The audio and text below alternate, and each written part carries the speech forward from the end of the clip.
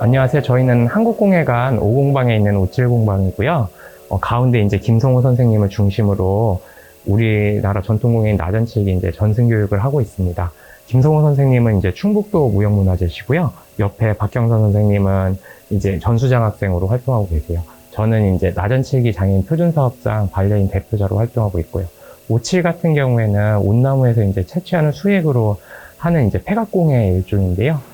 현재 저희 같은 경우에는 전통적인 디자인도 하지만 제가 이제 현대적인 부분 담당하고 무형문화재 선생님하고 경선쌤하고 전통적인 부분 담당하고 있습니다.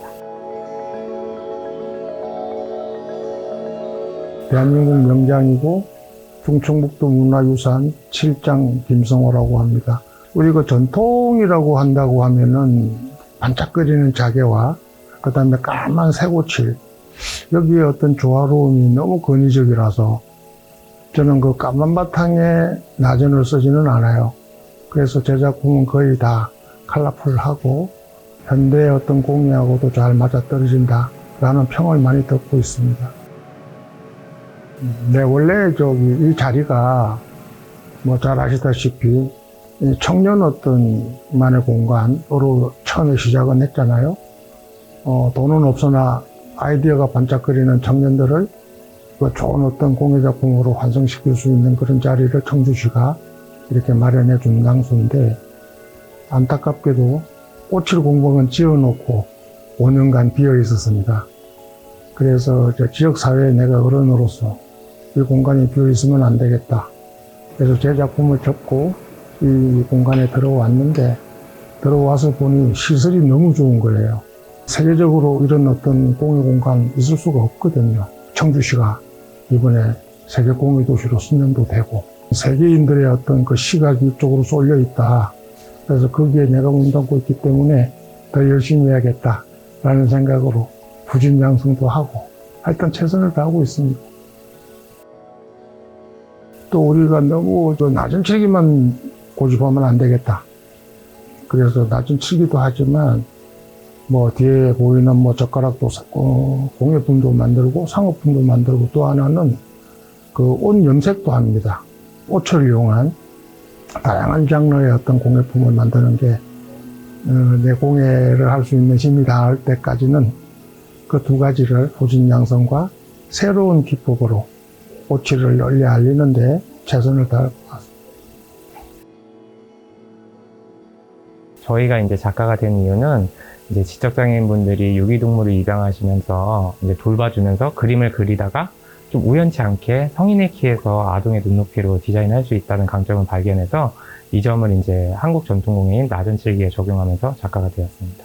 검은색 오칠로 이제 어려움을 표현했고요. 그다음에 자개로 이제 희망을 표현했습니다. 그래서 이제 누구나 검은색 바탕보다 빛나는 자개를 먼저 보기 때문에 희망을 먼저 볼 수 있다는 의미를 담아서 장애인분들이 이제 작가로 탄생하는 과정을 표현한 작품입니다. 재료는 이제 오칠이랑 자개, 그 다음에 레진 이렇게 세 가지 사용했고요.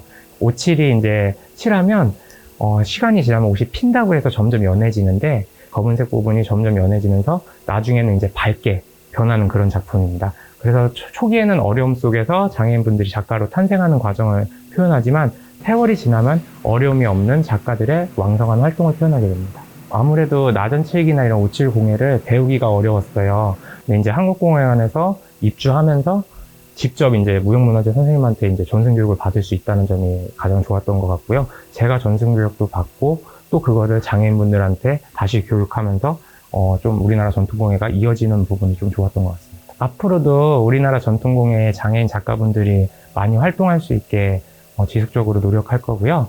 현재도 지금 여러 이제 장애인 고용공단이나 장애인 문화예술원, 문체부나 이런 쪽이랑 협업하고 있어서 이러한 부분을 좀 많이 늘려나가서 우리 전통공예도 알리고 이제 장애인 부분에 대한 인식 개선도 할 수 있도록 노력하겠습니다.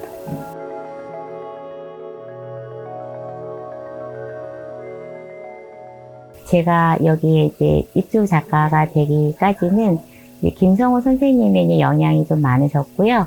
그 전에 이제 오칠이라고 하는 거를 처음 접했을 때는 이제 아는 지인을 따라서 이제 이런 오칠하는 공방이 있는데 한번 가보자라고 해서 이제 시작이 됐고요.